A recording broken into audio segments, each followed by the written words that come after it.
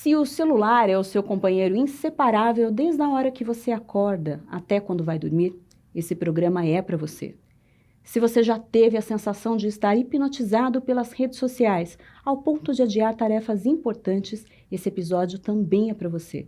Se em algum momento já esteve frustrado ao comparar a própria vida com a dos outros, incomodado com o baixo número de seguidores ou curtidas e até irritado quando tentou se afastar das redes sociais, calma.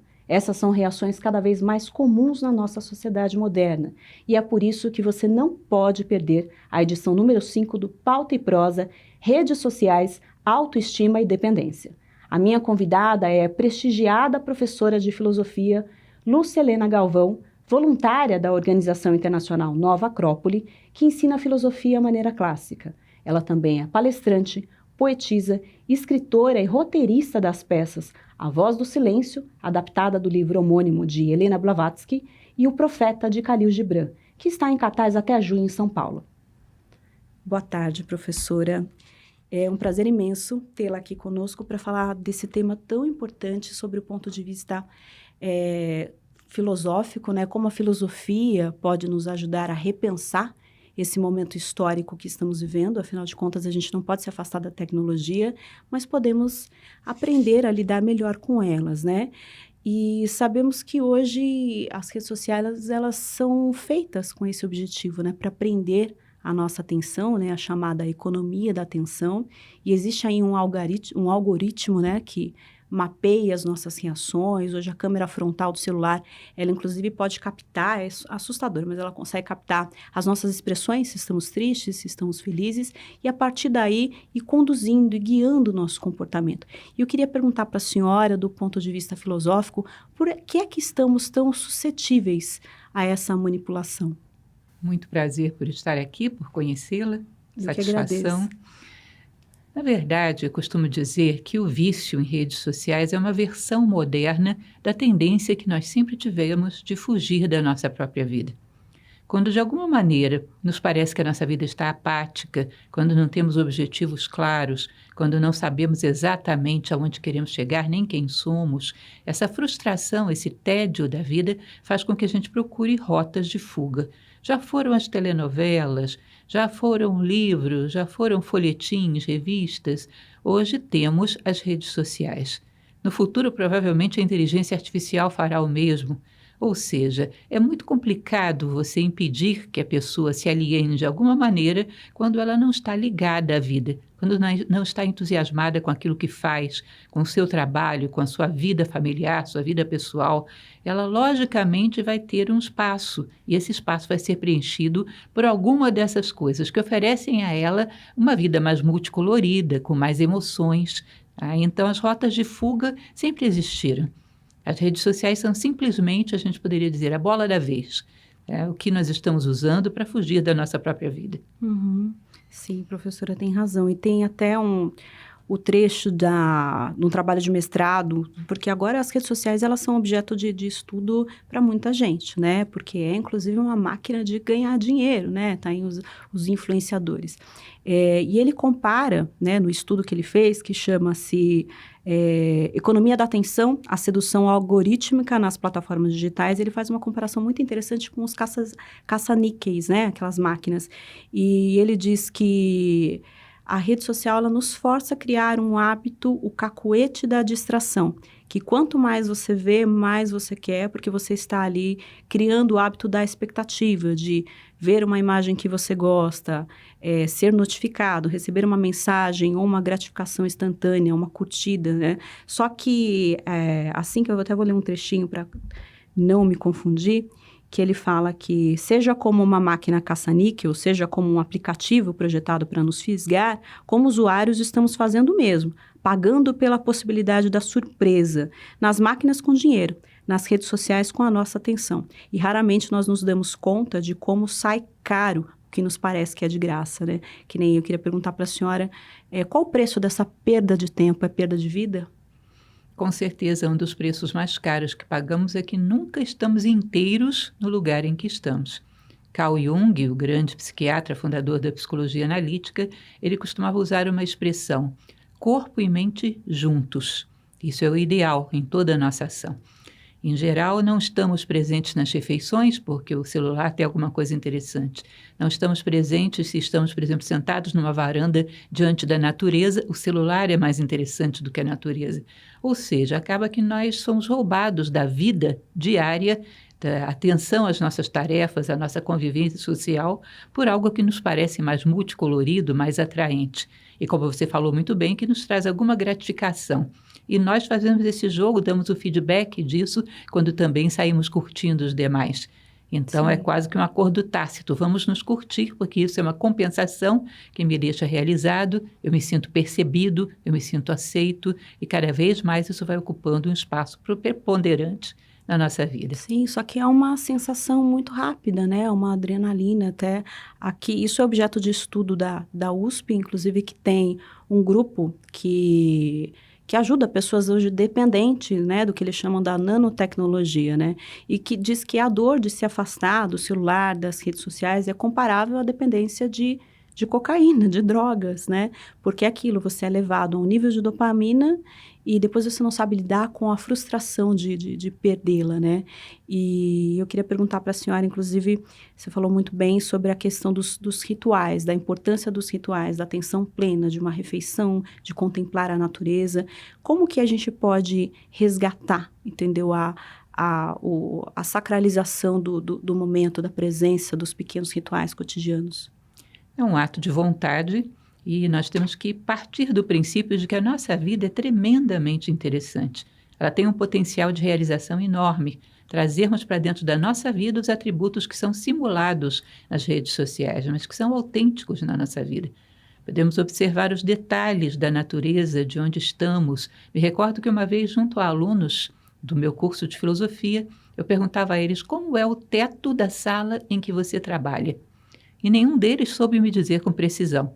Alguns trabalhavam mais de 10 anos naquela mesma sala e não sabiam dizer como é que era o teto que estava sobre a sua cabeça. É incrível como nós perdemos essa capacidade de ser detalhistas, a capacidade do requinte, de observar a riqueza da vida e depois temos mal qualidade naquilo que fazemos as coisas de maneira superficial e não sabemos por quê. Então, nos tornamos muito superficiais em relação à vida. Ao amarmos a vida, gostarmos da sua riqueza, de tudo que ela nos oferece, aprendermos a estar o tempo todo num estado de observação e de aprendiz, porque a vida tem algo a nos ensinar o tempo todo, vai cada vez mais nos devolvendo o sabor de viver, valorizando cada detalhe da nossa vida. Sim, e resistir ao vício, né? Porque não deixa de ser um vício. E, inclusive, como as redes sociais são agora um objeto de estudo por todo mundo, né? A gente tem um dos mais completos, não o mais recente, mas de 2017, do Reino Unido. É bem preocupante, principalmente entre os jovens, professoras. Eles analisaram o perfil ativo de milhares, né? Centenas de milhares de perfis no Instagram e constatou-se que, ao mesmo tempo, o Instagram, já em 2017, imagine agora, era uma das redes sociais mais tóxicas e populares do mundo, né? E os efeitos sentidos por essa população entrevistada eram cansaço mental, baixa autoestima, por essa questão de se comparar com o outro, né? Isso tem uma sobrecarga muito grande com relação à mulher, que tem a comparação dos corpos, né? O que não é esteticamente perfeito, não é aceitável, né? Queixas de depressão, e problemas, inclusive, para dormir, para pegar no sono, né? Com que preocupação a filosofia vê essa geração tão exposta nas redes? Com certeza é tremendamente preocupante, ainda além de tudo que você falou, por um dado. As pessoas vão perdendo a capacidade de convivência presencial com o outro. Vão ficando com um nível de suporte à frustração muito baixo. Então, se eu estou com você, se a gente convive num ambiente de trabalho, eu tenho que desenvolver paciência, empatia, uma série de virtudes que me permitem conviver bem com você. Numa rede social, se você me desagrada, eu simplesmente deleto, passo para um outro perfil. É muito fácil eu só ver aquilo que me interessa, aquilo que eu gosto. Vou ficando com uma incapacidade tremenda de suportar os reveses da convivência real. E esses reveses é que vão fazendo com que a gente cresça. Vão polindo arestas e vão fazendo com que a gente cresça. Então, nós criamos um mundo onde não é pedido nada de nós. Podemos fantasiar que somos qualquer coisa e só ter aquilo que nos interessa, aquilo que nos agrada. Evidentemente, isso nos desprepara para a vida real. Isso bloqueia o nosso processo de crescimento. É uma preocupação grande. Agora, como eu falei, nós temos que ter argumentos para puxar essa juventude de volta para a vida, fazê-la interessar-se pela vida. Porque eles já nasceram adaptados, né? Já nasceram, não tem volta, é um caminho que não tem volta, ele só exige adaptação, né? Inclusive, esse estudo, aqui em São Paulo também, isso é estudado pela USP, e os pesquisadores chegaram a uma conclusão muito parecida que aos estudiosos do Reino Unido, que os usuários muito assíduos das redes sociais, eles desenvolvem uma distorção da realidade, e eles acabam elaborando uma realidade maquinada, uma realidade ficcional para se sentirem inseridos. É como se nada que não fosse, aliás, espetacular, não merecesse ser postado. É quase contrária à máxima do René Descartes, né? Se penso, logo existo. Não, você faz sem pensar. Eu posto para existir, para ter visibilidade. A senhora acha que é isso? Sim, esse é um aspecto que cada vez mais tem se feito presente. Quem está ausente das redes sociais não existe. O importante é você estar sendo visto e aprovado, não por você, mas por um público que, na verdade, não está te vendo. Está vendo uma imagem que você projetou. Cada vez mais nós consideramos que nós, da maneira como somos, na vida real, somos inaceitáveis. Temos que criar um perfil para que agrade, para que o outro me aceite. Então, nós criamos quase que uma máscara ficcional, a partir do qual temos oportunidade de sermos aceitos. Eu soube de um trabalho que foi feito numa escola municipal, uma pequena escola, onde havia essa dificuldade dos alunos estarem viciados em redes sociais, e a escola simplesmente pegou esses alunos e levou para uma região extremamente carente, e mostraram às pessoas como vivem, as dificuldades, a pobreza, o quanto era necessário um trabalho voluntário ali, quanto era necessário que eles fizessem alguma coisa pela vida. E tiveram um excelente resultado nessa iniciativa. Ou seja, mostrar que a vida nos espera, que há coisas para se fazer na vida, que são mais importantes do que esse teatro montado de maneira artificial, onde eu mostro o que eu não sou e assimilo aquilo que as pessoas não são. Sim. E fico dependente dessa aprovação o tempo todo, né? E é isso, tô a parte da realidade, num mundo com guerras acontecendo, com a pobreza se acentuando, né? Estamos ainda passando por uma pandemia, ela não se extirpiu completamente, e as pessoas estão afastadas da realidade, porque elas consomem tanto tempo nas redes sociais que sequer prestam atenção de maneira correta para o que está acontecendo ao redor do mundo, além daquela bolha onde parece tudo bonito, tudo perfeito, né?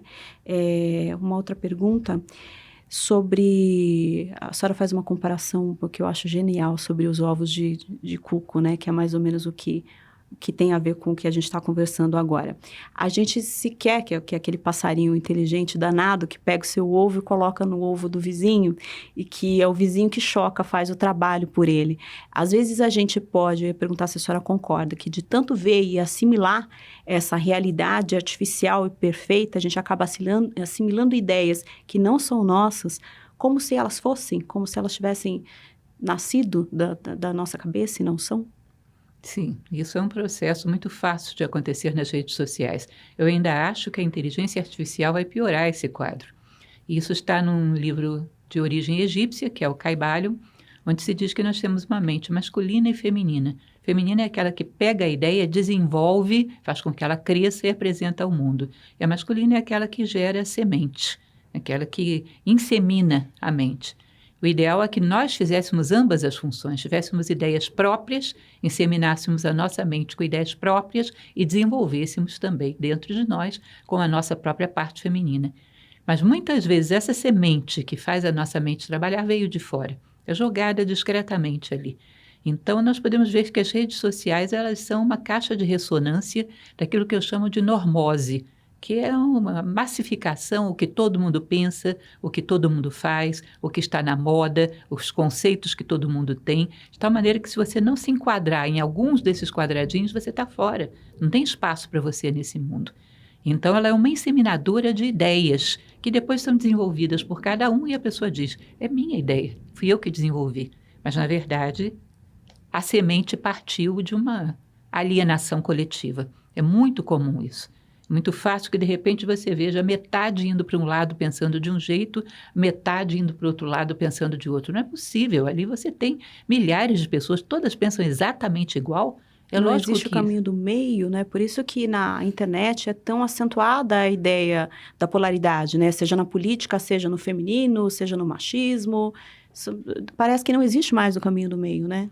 não existem as inúmeras gradações entre um polo e outro. Se cada ser humano pensa por si próprio, você vai ter infinitas gradações entre um polo e outro. Se você está com todo mundo polarizado aqui e ali, é provável que essas pessoas não estejam pensando, que tenham tido a sua mente inseminada por alguma ideia do coletivo, dessa normose, dessa massificação. Modismo mental é o que a gente vive. Perfeito, perfeita colocação. É isso mesmo. A senhora não acha que as redes sociais, elas promovem, porque muita gente fala também da baixa concentração que a internet promove, né? E eu estava reparando outro dia no que a senhora disse numa das palestras sobre o trataque, né? Que é aquela maneira de você se concentrar, né? Que é um círculo e um ponto no meio do círculo, e você ficar se concentrando naquele ponto, ao ponto de que o círculo em volta desapareça, né? E que isso traz um enorme benefício para uma leitura, para se concentrar. E a internet, o feed, por exemplo, do Instagram, é o oposto. Você rola ali, você está vendo imagens infinitas. Se você não parar, ele não vai parar, é infinito. Então, é logicamente que isso promove o processo oposto. Muita gente diz, olha, eu tento sair da internet, mas eu não consigo me concentrar em nada. Até num filme, que tem uma linguagem um pouco mais lenta. Como dissolver esse frenesi do rolar para o parar e refletir? Evidentemente, como todo vício, exige uma canalização de vontade, uma disciplina férrea, para que você possa fazer aquilo que você está fazendo de corpo e alma, como já falamos. Uma entrega total, estar presente em cada coisa que você faz. Cada vez mais tiramos a nossa atenção, por exemplo, de uma leitura. Já era ruim, fica pior ainda, porque nós pensamos na novidade que está na rede social que eu estou perdendo, ou no e-mail, ou no WhatsApp que eu posso ter recebido, que pode ter alguma coisa muito importante. Evidentemente, são fantasias. Alguém que tem algo muito importante a te dizer dificilmente mandará por um WhatsApp ou por um e-mail, estará diretamente falando com você. Então, gera uma fantasia de que não deveríamos estar ali, que estamos perdendo alguma coisa. Já não andávamos muito bem em termos de leitura.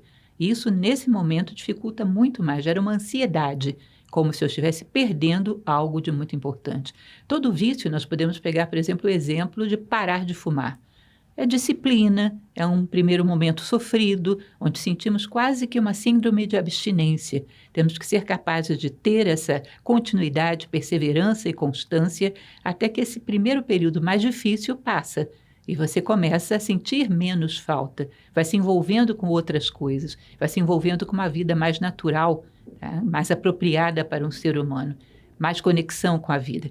Mas no primeiro momento é disciplina, vontade, perseverança e constância pura. Sim. É assim que se sai de qualquer vício.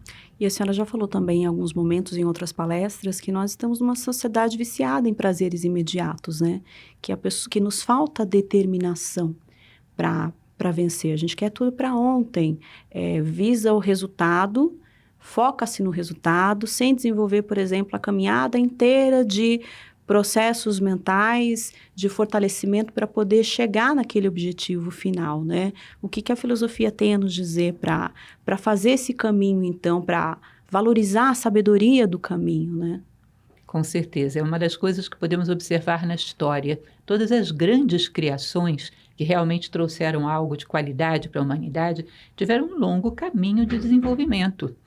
Leonardo da Vinci não pintou a Gioconda de um dia para o outro. Esse foi um processo onde ele foi criando a sua técnica de esfumato, foi cada vez mais refinando até chegar a uma grande obra. Qualquer grande obra, Einstein, com a sua teoria geral da relatividade, foi a mesma coisa, uma vida dedicada a isso. Quando nós começamos a querer só prazeres imediatos, quando não temos essa capacidade para longas caminhadas, começamos a ficar medíocres. Nossas criações são todas muito pequenas, todas aquelas que trazem uma satisfação muito rápida. Não temos mais a paciência e o autocontrole para uma caminhada mais longa, que todo objetivo de maior porte exige. Sim, e não se importar tanto também com o que o outro pensa. Imagine se, tanto que grandes pintores e poetas e escritores só tiveram o seu reconhecimento pós-mortem. né? Então, se eles tivessem parado para pensar, não, mas eu não estou sendo curtido dentro do que eu estou fazendo, eles teriam parado, de repente eles teriam tomado outro rumo, que é o rumo de não me agrada tanto o que eu estou fazendo, mas agrada aos outros, e agradar os outros é mais importante do que agradar a mim mesmo. A senhora acha que esse é um perigo também para as nossas gerações? Com certeza. Existe um escritor americano, Steven Pressfield, que um dos seus livros ele fala que isso é a chamada orientação hierárquica. Eu estou o tempo todo olhando para cima, para ver quem está acima de mim, para ver como eu posso fazer para tomar o lugar dele, e quem está abaixo, para ver se não toma o meu lugar. Tudo que eu crio, eu olho para fora para ver o que as pessoas querem, para poder satisfazê-las e elas me darem um retorno. Ele diz, ninguém é criador de nada com essa mentalidade hierárquica. Aquele que cria algo, cria porque existe uma necessidade interna de agregar alguma coisa ao mundo. Que ainda que aquilo não seja entendido, não seja bem recebido, ele sente que agregou algum valor, que fez a sua parte. E como você fala, grande parte, talvez a maioria dos artistas que passaram pela humanidade foram reconhecidos na posteridade e não pelos seus contemporâneos. Uma minoria recebeu esse reconhecimento em vida. Então, há que ter uma satisfação pelo fato de fazer, pelo trabalho em si, porque é isso que te corresponde. Sim. É o fruto como uma espécie de entrega do fruto. Se queremos a satisfação pelo fruto, começamos a ficar ansiosos e esvaziamos a qualidade daquilo que fazemos. Fazemos algo para ter popularidade e não colocando o nosso coração e dando o melhor naquilo que fazemos. Uhum. Os estoicos falam muito isso, né? Que o homem tem que fazer o que deve ser feito, não o que você quer fazer, mas muitas vezes para alcançar aquele objetivo você tem que fazer o que você não quer. Muitas vezes aquilo que devemos, não queremos. Essa é a grande questão da formação de caráter, né? Formação de caráter é aprender a tornar as nossas inclinações e rejeições coincidindo com aquilo que nos faz crescer como ser humano e com aquilo que nos faz regredir a um estado bestial, um estado animalesco. Então, tudo que eu gosto eleva a minha consciência. Tudo que eu rejeito baixa a minha consciência. Esse é um caráter bem formado. E crescer dói, né? Crescer é sair do conforto. O conforto é bom, é pacífico, é quentinho, mas todo o processo de evolução passa por dores, né? E a vida entrega, como a senhora também bem fala, o que a gente precisa naquele momento para você mudar o patamar da sua evolução. Aliás, a senhora diz uma coisa muito bonita em relação ao pertencimento, né? Muito constatativa, que é para pertencer, que o homem tem uma dificuldade enorme de pertencer genuinamente, que eu acho que isso é muito presente nas redes sociais. Eu não sinto que eu não posso simplesmente conviver pacificamente e pertencer no mesmo nível. Para pertencer, eu entendo que eu tenho que me destacar. Eu só entendo que tem valor quando eu ganho, se o outro perde. E isso é exatamente o que a gente vê também nas redes, né? A senhora não acha? Com certeza. Isso fomos educados para uma vitória que é solitária.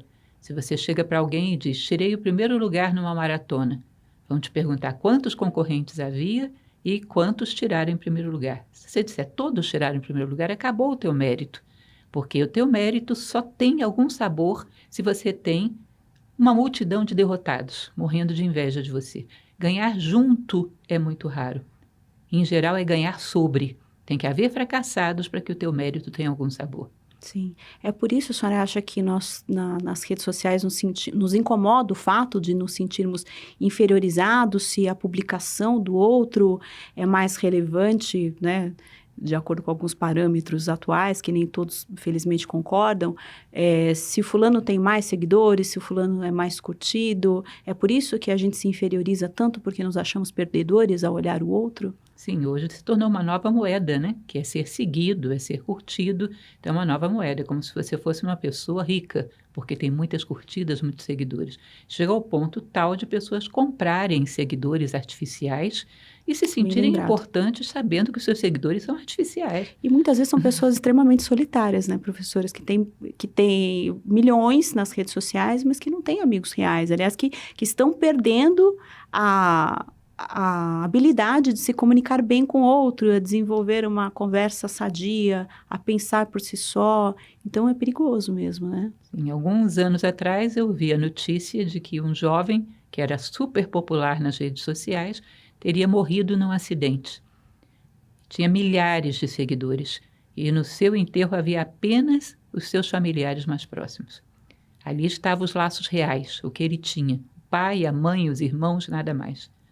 Os laços reais se reduziam àquilo. O resto todo uma grande fantasia. E nós muitas vezes esquecemos disso e achamos que isso é real. Estamos cheios de amigos. Uma relação de quase que saborear um ao outro. A imagem que eu criei está sendo saboreada. Mas daqui a pouco esse sabor enjoa. Parte-se para outra, mais popular. Não há laços profundos criados aí, muito raramente. Sim, que é o que Bauman diz, né? Os laços líquidos, eu faço e desfaço sem nenhum conflito, né? Vou lá, desfaço a amizade, mas eu não chego a criar uma intimidade, um gostar pelo genuíno, mas é um gostar pela aparência, né? Uhum. É uma relação criada em torno de uma máscara, e não daquilo que eu realmente sou. E eu nem me interesso em saber o que eu realmente sou. Eu acredito na máscara, e isso é o mais perigoso. Sim, é o que Platão diz também sobre a questão do que tudo nasce no plano das ideias, inclusive os sentimentos, né? Os sentimentos partem de ideias. Antes que ele se torne, antes que eu sinta a raiva, antes que eu me sinta inferior ao outro, eu tenho que acreditar nessa ideia, mesmo que essa ideia não seja minha, seja colocada, inseminada. E esse é o perigo também, né, das redes sociais. A gente não pensar por si mesmo, né, faz tudo no automático e perder, então, essa capacidade de discernimento, né, que é o que a gente pode resgatar através da filosofia, né. Eu acho bastante curioso, porque pensamentos coletivos a gente já sabe que existe, mas sentimentos coletivos é estranho como é que um É sentimento verdade. pode ser recebido passivamente e adotado. De repente você tem uma multidão de pessoas que odeiam uma personalidade pública. Por quê? O que ele te fez? Qual é o erro que você vê? Não sei, mas todo mundo odeia e eu odeio também. Ou seja, odiar e amar porque todo mundo faz, isso é no mínimo curioso. Você não tem autenticidade nem nos seus sentimentos. E nós criamos isso. Daqui a pouco não temos mais autenticidade em nada. Quem somos nós? Somos simplesmente uma máscara que reflete o que o meio está pensando, fazendo e sentindo. Sim, e isso também traz uma outra preocupação muito grave, que é a questão do cyberbullying, né? Na internet, os jovens são muito suscetíveis a isso, porque como a internet, ela, todo mundo está na internet, principalmente os mais jovens. Você tem ali um facilitador para a criação de nichos. Então, por exemplo, uma criança que já se sente inferiorizada por algum motivo e ela sofre um bullying na internet, né? Porque é mais fácil também você dar a sua opinião ao outro, cria-se perfis falsos para isso, né? Dar a sua opinião, ofender o outro, sem que você possa ser ofendido, porque o outro sequer vai saber quem você é. Qual o perigo disso, professora? A gente viu recentemente, infelizmente no Brasil, ataques a escolas, né? Isso não teve uma relação direta com a internet, mas poderia ter, como a gente tem muitos perfis que são atacados, né? Os chamados haters. E, por outro lado, né, a gente também sabe que as redes sociais não são por si só ruim. Ela é, na verdade, o reflexo da própria sociedade. Mas por que na internet o ódio é mais fácil de se espalhar, digamos assim? Esse sentimento coletivo que é tão perigoso, por que ele é mais fácil de ser disseminado em escala global? Como você falou, o anonimato é um bom argumento. Então, eu tenho dentro de mim o ódio não trabalhado, mas reprimido. Quando eu coloco uma máscara sobre o meu rosto e as pessoas não sabem quem eu sou, fica muito mais fácil extravasar, tá? Fazer uma catarse, jogar tudo isso que está reprimido em mim sobre o outro. Tá? Você percebe que isso acontece até no trânsito. Uma pessoa que é muito pacífica, muito gentil, de repente entra dentro de um automóvel e se transforma, vira um monstro. Não respeita o outro, sai cortando. Por quê? Porque colocou uma máscara de ferro, né? E se sente protegido, ninguém está vendo que sou eu. Isso é muito curioso. Tá? Então, nós não trabalhamos, não transmutamos os nossos sentimentos de raiva, de frustração, de inveja, para coisas mais positivas. Simplesmente reprimimos. E aproveitamos alguma fresta para poder despejá-lo. Né? Então, a sociedade como um todo pega e despeja aí todos os seus ódios e revoltas ocultas e a sua necessidade de agredir, quase que como uma forma de devolver as agressões que ela se sente recebendo. Aí realmente temos casos até de suicídios, né? Por pessoas que sofreram bullying, sofreram cancelamentos, que isso também é sério, Sim. cada vez mais na moda. Né? Então, se torna uma arma de um nível de um potencial de agressividade seríssimo. De repente, você está exposto de uma maneira que pessoas que nem te conheciam começam a saber dos seus defeitos, dos seus problemas. é no mínimo covarde. Sim, porque na internet os extremos são mais fáceis, né? Você tanto pode ser super visto e acarretar dali as consequências boas e ruins, né? Como você pode também se tornar invisível, o que também é ruim, porque para o ser humano a invisibilidade é a morte, a insignificância, a ausência de significado é a morte, né? E não que isso não existisse antigamente, porque muitas guerras foram travadas pelo simples fato das pessoas serem lembradas, de impérios serem lembrados, né? A senhora acha que a rede social, enquanto vitrine, ela é perigosa nesses extremos do visto e do não visto? Com certeza, essa é uma necessidade humana que já teve outras formas de se realizar, né? Mais uma vez, voltando ao trânsito, às vezes uma pessoa não tem pressa para absolutamente nada, mas ela tem que ultrapassar todo mundo, tem que estar lá na frente, porque existe um certo orgulho de estar lá na frente. Ou seja, o ser humano busca a sua fama por 5 minutos na vida, quer algum palco onde ele possa se destacar. E aí é muito propício, né? Para se criar uma fantasia, se criar um artifício onde se destaca de alguma maneira. Às vezes não tem atributos, qualidades suficientes para se destacar. Se destaca pela agressividade. Destaca-se pela possibilidade de expor o outro, pela possibilidade de ironizar os defeitos alheios, ou seja, falem mal, mas falem de mim. Essa necessidade de palco que o ser humano em geral tem e não sabe canalizá-lo de maneira positiva, muitas vezes escorrega para coisas desse tipo. Sim, e a gente já falou de ataques, já falou um pouco, queria voltar um pouquinho na questão da autoestima. Essa superexposição, por exemplo, dos corpos femininos, de muita coisa, na verdade, do masculino, do feminino, a gente sabe até que o algoritmo, como percebe que são fotos mais curtidas, ele manipula, ele entrega um material que tem o maior quantidade, digamos, de pele exposta. O quão mal isso pode fazer, por exemplo, para a saúde da mulher, que se entende fora do padrão, por exemplo? Ela acha que ela não perde um pouco da sua singularidade, ela acha que ela só tem que estar bonita se ela estiver adequada, sendo a mais curtida na rede social? Com certeza, mas isso também é algo que precede as redes sociais, né? O corpo da mulher é como um manequim, como uma boneca, como se fosse alguma coisa não humana. E a mulher sempre sofreu, desde o outdoor, que só mostra jovens magrinhas e um corpo perfeito, sempre sofreu por esse não enquadramento em certos padrões sociais. O que eu acho grave aí também é a manipulação da privacidade, onde as mulheres se sentem na necessidade de vestir um biquíni e aparecer para mostrar como seu corpo é.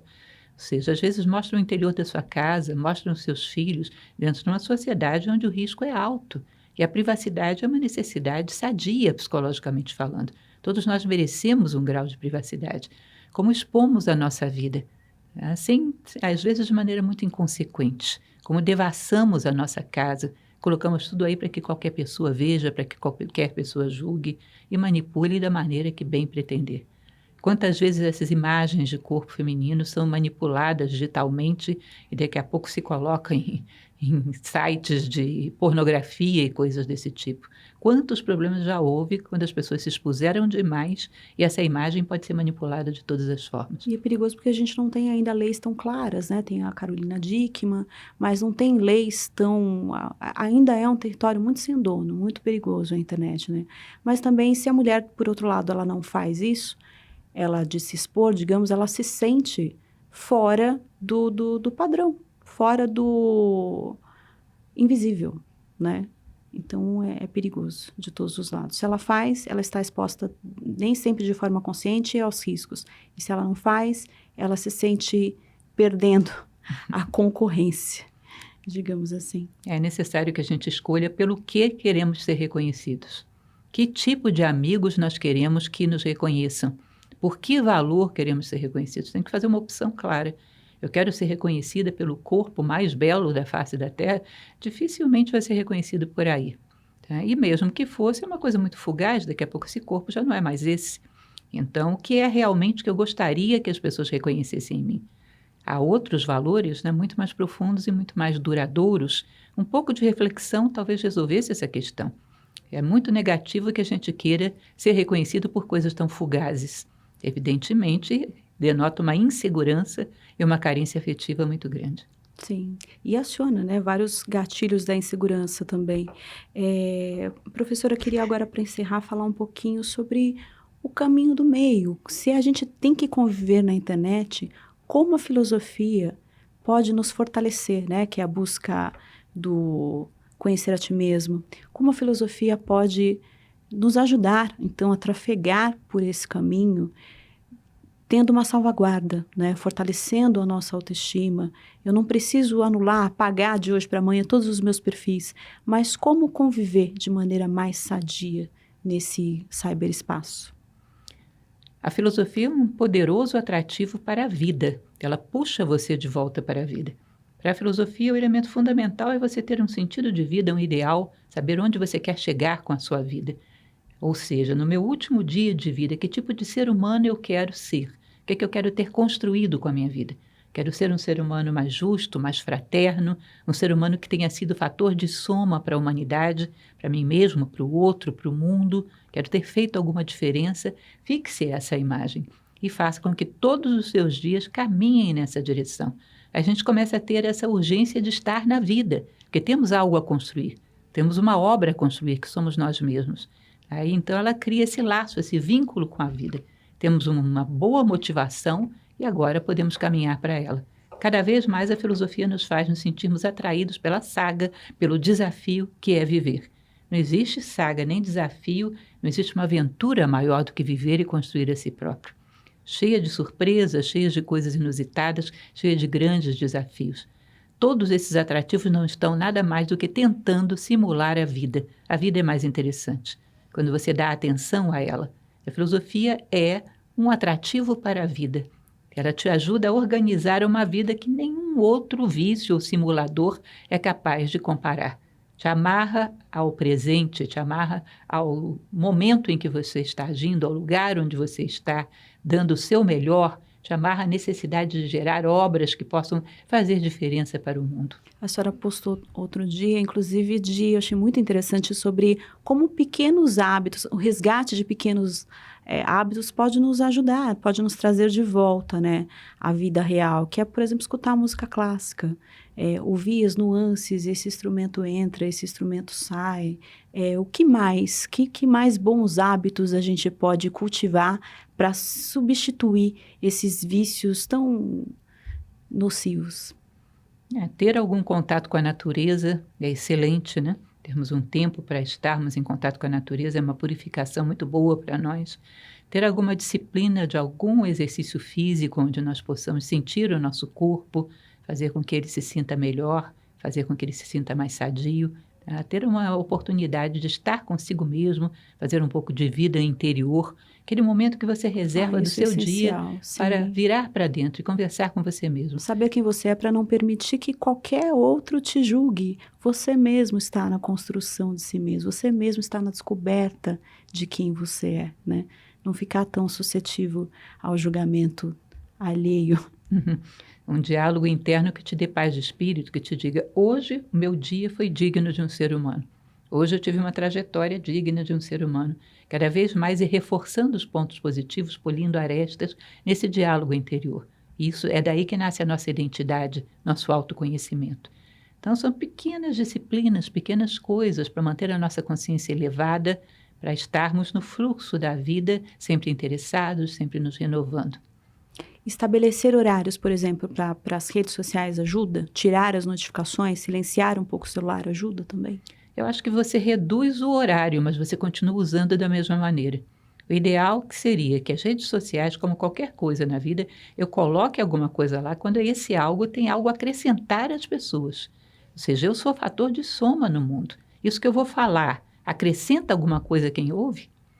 Tá? Isso que eu vou falar traz algum ganho de consciência para quem ouve? Se traz um ganho de consciência, vale a pena estar lá para colocar coisas desse tipo. Se eu não tenho nada a dizer que acrescente nada para ninguém, é melhor ficar calado.